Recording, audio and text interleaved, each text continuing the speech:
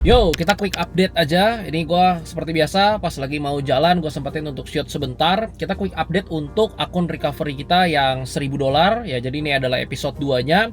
Ini teman-teman bisa lihat di sini. Nah, ini dia untuk akun $1.000-nya. Ini udah lagi nggak ada posisi sekarang. Current balance-nya ada di 1.849. Dan ini kita lihat historinya sebentar untuk kita evaluasi sedikit. Jadi ini yang waktu itu trade pertama kita yang kita masukin di episode pertama. Ada gold, ada euro USD ya, kita take profit. Habis itu setelah itu gua ada trade lagi. Cuman ini pas trade-nya memang nggak sempet ya untuk gua dokumentasi, untuk gua shoot. Nah, ini ada loss-nya juga nih ya. Ada loss ya, kita cut loss. Ada di ETH juga, di euro USD ya. Habis itu kita ada dapat momen sekali ini di ETH. Ini ada 10 ETH kita buy dan dapat sekitar 1100 ya. Waktu itu dapat di 3520 something. Ini stop loss-nya ini bisa bukanya 10 karena waktu itu kita stop loss di 3500 kalau nggak salah. Itu ada di IG subs juga. Kita ada call dan lanjut. Setelah itu kita ada trade lagi, ada rugi dan terakhir ini trade di ini barang di IG subs juga di euro USD. Ini kita dapat di lumayan peak ya.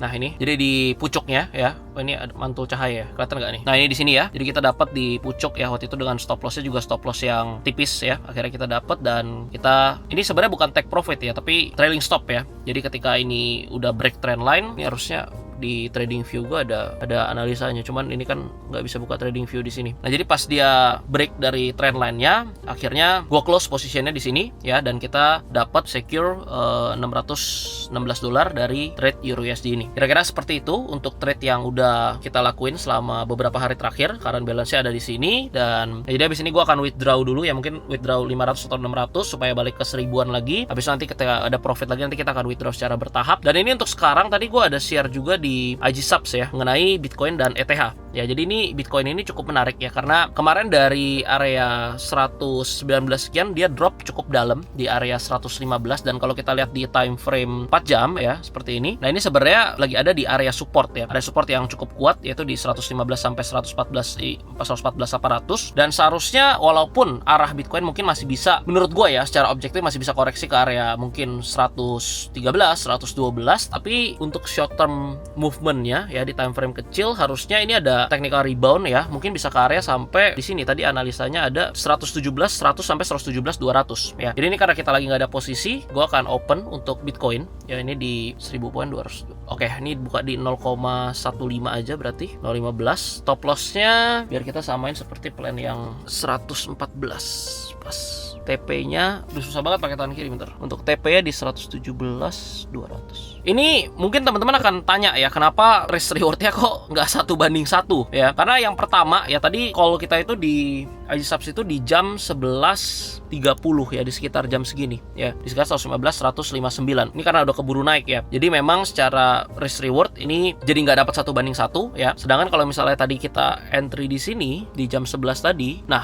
risk reward-nya pasti lebih dari 1:1, karena kalau nggak nggak di atas 1:1, nggak 1:1,5 gitu ya, gue nggak mungkin kirim outlook atau call-nya ke IG subs ya. Cuma ini karena ketinggalan ya udah ya, kita akan tetap entry. Ini udah ke entry juga dan ini posisinya satu position aja cukup ya. Nanti kita akan lihat apakah ini berhasil kena take profit atau malah kena stop loss. Dan yang paling penting yang jangan dilupain yaitu withdraw secara berkalanya ya. Jangan pikirnya wah mau compound terus mau ubah 1000-nya jadi 10.000 nanti malah rusak lagi di pertengahan jalan ya. Jadi nanti abis ini gue akan withdraw ya. Seperti yang gue selalu bilang ke kalian, gue nggak compound dan pengen ubah 1000 ke berapa gitu, tapi nanti gue akan withdraw secara berkala karena akun ini memang yang gue peruntukkan seperti yang gue bahas di episode sebelumnya untuk memperbaiki mental setelah mengalami loss beruntun kemarin ya, yang minggu lalu. Jadi kira-kira seperti itu. Sebenarnya lebih enak sih kalau misalkan gue bisa shootnya di rumah, karena gue bisa sambil buka trading view dan bisa kasih semua reason entry-nya, kenapa stop loss segala macam. Karena di sini agak susah ya, gue mesti gue pegang DJI begini, gue mesti shoot ke layar HP dan gak ada monitor untuk trading view-nya. Next ya, mungkin next episode kita akan bikin di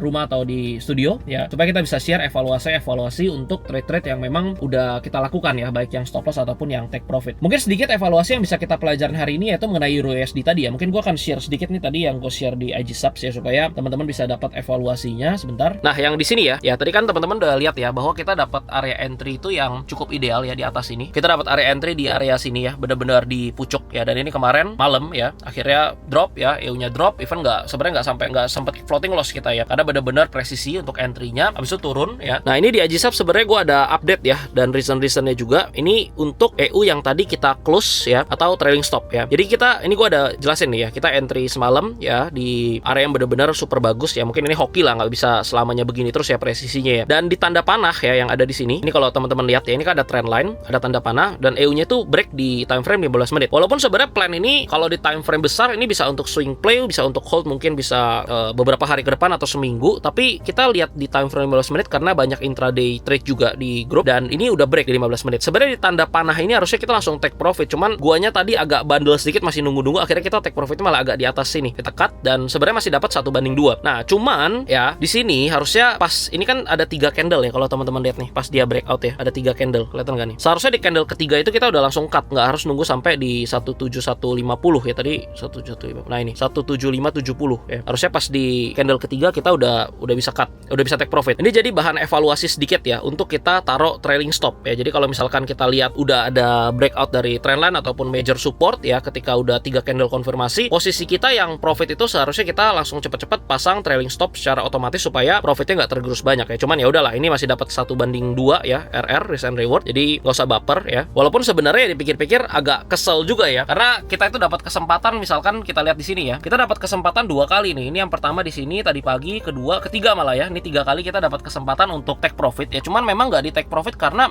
take profit satunya itu belum kena guys. Nah inilah trading itu memang seperti ini ya. Nah ini gue ada gambar take profit 1 dan take profit 2, ada ketiga sampai keempat yang malah di bawah. Cuman yang take profit satunya ini ya nih, itu nggak kena. Jadi mungkin entry kita presisi di atas, tapi take profit itu tipis banget, nggak kena take profit satunya. Makanya belum close sebagian dan ternyata dia lanjut naik, dan akhirnya ya udah kita trading stop ya, cuma dapatnya 1:2. Cuman ya udahlah, 1:2 cuan is cuan ya supaya itu bisa jadi dapat pelajaran ya ketika kita trade dan udah running, misalkan udah running 1:3 ya, atau 1:3,5 atau 1:4 ya, posisi kita harus diamanin dengan trailing stop gitu. Jangan sampai profitnya tergerus, apalagi sampai rugi. Nah itu bahaya banget ya. Walaupun untuk posisi yang ini sebenarnya yang kita entry di pucuk ini harusnya memang udah aman dari kemarin malam nih ya, karena nih sell Euro USD SL 118 tipis banget lawan trend, udah bisa tes di BEP ya, yang dapat pucuk tadi di 1788, SL-nya boleh taruh di sini ya. Jadi kemarin malam ya, begitu dia drop di area sini, gue langsung bilang udah boleh trailing stop di break even. Kenapa cepet-cepet di break even? Karena jujur ini trennya kan naik ya, teman-teman bisa lihat trennya naik gitu. Jadi ini counter the trend. Jadi begitu udah floating profit ya, udah di area sini ya, kita langsung amanin dengan trailing stop di break even gitu. Jangan sampai posisinya jadi rugi ya, karena pas lagi kemarin malam itu kalau kalian ingat ya, kalian yang trade di EU juga, ini sangat-sangat volatile gitu. Jadi takutnya breakout ke atas dan malah jilat SL kita gitu. Jadi ya kira-kira seperti itulah. Nah lalu balik lagi ke pertanyaan yang mungkin sering kalian tanyakan. Jadi sebenarnya kalau kita trading itu bagusan kita set and forget tanpa intervensi, atau bagusnya kita intervensi dengan trailing stop? Itu balik lagi ke style atau strategi kalian masing-masing. Kalau gue pribadi, kalau misal di akun, misalkan akun 10.000 dengan money management risk 1%, misalkan risk management 1% per trade, 1% per trade. Biasanya gue jarang sekali intervensi. Jadi mungkin gue akan intervensi pun gue akan pasang trailing stop minimal ya ketika udah 1:1. Maksudnya gini, misalkan gue risk $100, ketika udah floating profit $100 atau misalkan dia udah break major support, baru gue pindahkan ke trailing stop. Jadi kalau misalkan baru turun dikit, gue nggak akan trailing stop karena bisa aja kekocok ya, dia naik dulu baru lanjut turun. Tapi karena di akun $1.000 ini yang gue udah jelasin di episode sebelumnya, nanti kalian bisa tonton di episode yang pertama ya, video recovery ini, gue bilang bahwa $1.000 ini gue ambil itu adalah drawdown 10% dari akun 10.000. Makanya di sini risk yang gue pakai itu bisa 10%, 15%, yang sebenarnya cuma 1-1,5% dari akun $10.000. Oleh karena itu, ketika style gue trading di akun ini ya, ketika misalkan size-nya kemarinnya cukup besar, gue bakal berapa ya kemarin, 2 lot ya. Nah ya 2 lot di Euro USD-nya dengan risk sekitar $200, $300. Otomatis ketika dia turun ya udah $100, $120, itu gue langsung pindahin ke trailing stop di break even. Kenapa? Karena size-nya jadi cukup besar untuk akun ini. Beda cerita kalau misalkan di akun yang tadi gue bilang 10.000 dengan risk 1%. Jadi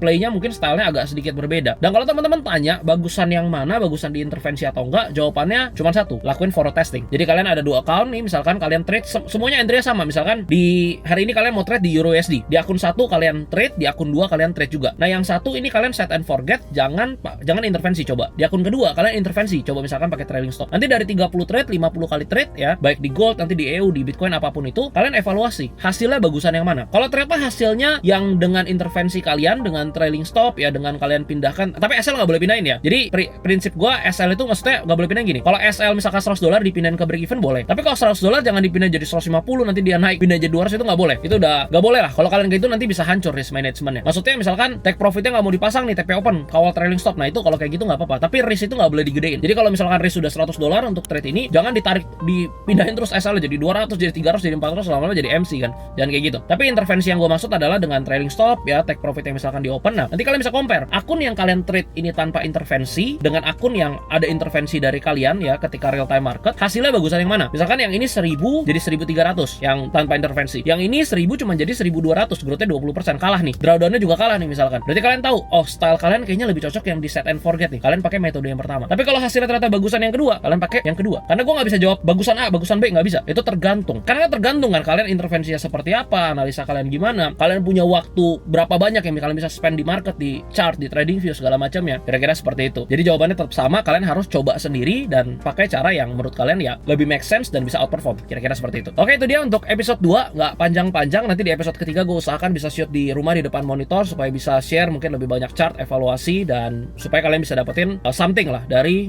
series recovery ini. Dan harapannya $1000 ini bisa WD 500, 300, 500, 300. Dan mungkin minggu depan ya, ini kelihatannya udah lumayan oke, mental gue ya, objektivitasnya udah mulai balik ya. Mungkin nanti mulai minggu depan gue akan trade normal lagi, tapi akun ini ya udah gue akan tetap lanjutin aja supaya bisa sambil sharing ke kalian, bikin konten seperti ini dan kalian bisa dapetin something ya, jadi bisa belajar gratis. Kalau kalian suka ya, jangan lupa nyalain notifnya biar nggak ketinggalan sama episode berikutnya, dan subscribe. Komen di bawah kalau ada pertanyaan, nanti gue akan jawabin pertanyaan-pertanyaan menarik kalian di series AMA atau Ask Me Anything. Sampai ketemu di video berikutnya. Salam recovery.